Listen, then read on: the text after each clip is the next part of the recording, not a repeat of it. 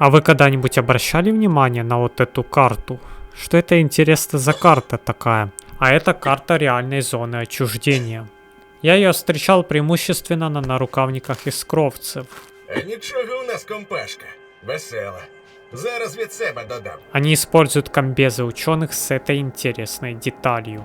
Зачем им это неизвестно? Не мешает ли им этот дисплей? Это громоздкая карта? Тоже вопрос. Со стороны, возможно, это и выглядит немного несуразно, но это стильно и прикольно. Это интересная пасхалка.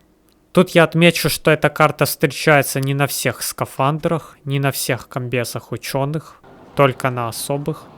У этих космонавтов скафандр с ней часа, но тоже никакой карты нету. Я ее встречал именно преимущественно у искровцев. Возможно, это такое напоминание для них, мол, вот как выглядит зона отчуждения, вот какая у нее карта.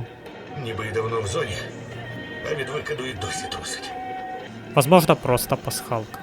Тем не менее, Малахит довольно оживленная локация, и это стоит признать. Ученые не просто здесь стоят, они спят, занимаются физкультурой, сплетничают, обедают вместе. Как и сталкеры, они разгуливают по локации и травят анекдоты. Это не просто какой-то там скучный научный поселок.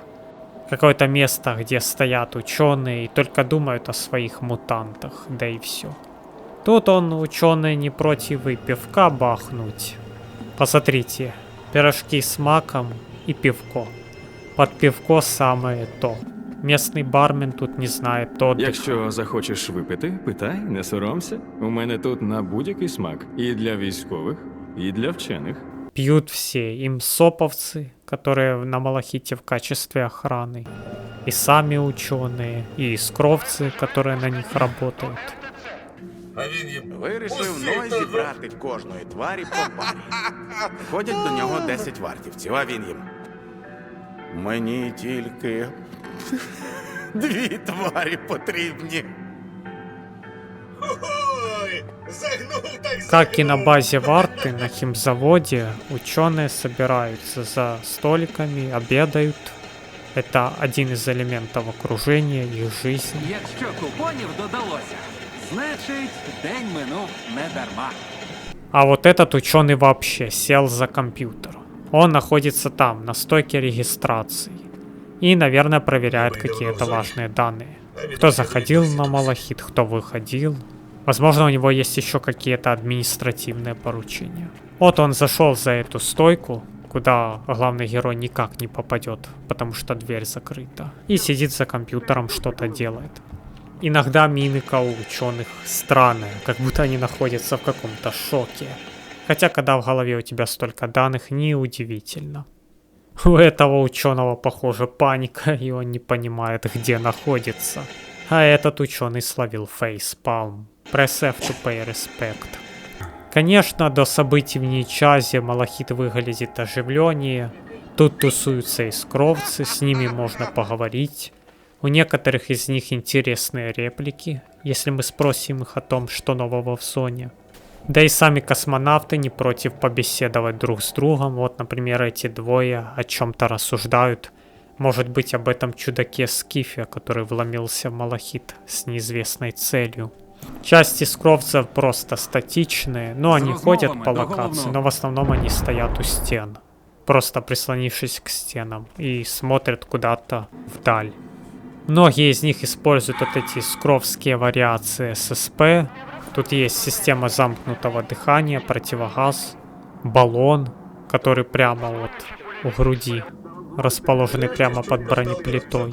Вот на примере кукушки это хорошо видно. Прозвища у искровцев, конечно, бывают порой очень абсурдные, странные, и это прикольно. У него на спине расположено 2 баллона с кислородом. А у этого космонавта, похоже, целый кислородный рюкзак. Как они только не устают носить такие тяжелые вещи с собой, на спине и перед спиной целый день. И почему они не снимут свои скафандры, находясь в помещении? Им что, по приколу постоянно стоять в этой тяжелой броне? Ох уж и модники. Конечно, Малахит это очень крутое место, и жаль, если его постигнет тяжелая участь в Stalker 2. К Кстати, у меня было даже такое, что когда я пришел сюда до час на Малахит, там был отряд искровцев. Поговорить можно только с главным. То есть у остальных вопроса, что нового в зоне, нету. И у главного рандомное прозвище. Чаще всего он тусуется там, на небольшой возвышенности, в зоне бара. И один раз, когда я пришел сюда, то у него даже была реплика о шраме. Говори з головним. От я Здоров, чоловіче. нам усім зараз. Кінець. Шрам із цими старими пнями сказиться скоро. Землю риє ще сліпий пес. Хоча, звісно, іноді він таке розповідає, що дивуєшся. Ого, виявляється, ти, братику, взагалі про зону нічого не зрозумів за стільки років. Раз уже зустрілися, може треба щось?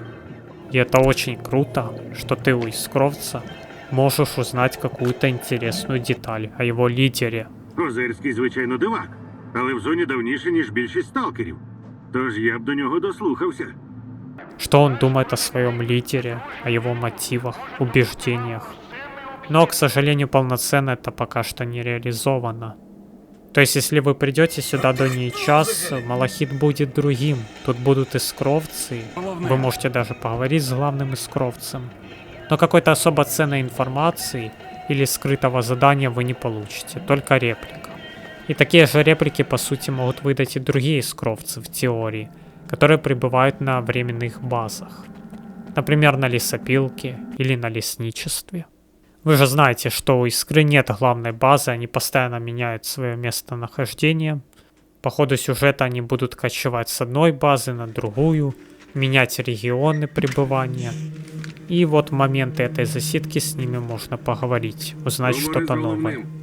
То же самое касается и рандомных искровцев, которые бродяжничают по зоне, встречаются в рандомных местах, в основном рядом с Малахитом или рядом с временными базами. С ними также можно поговорить и поторговать. Так что вот такие дела. На примере НТЦ Малахит мы увидели, как обустроена жизнь ученых. Что она чем-то похожа на жизнь реальных людей.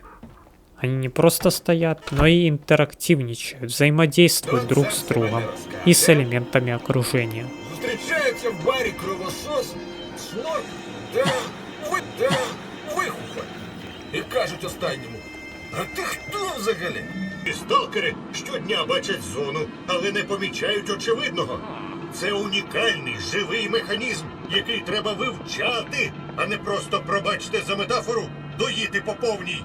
Также у них очень интересная одежда, которая таит в себе вот такую скрытую пасхалку, карту ЧЗО.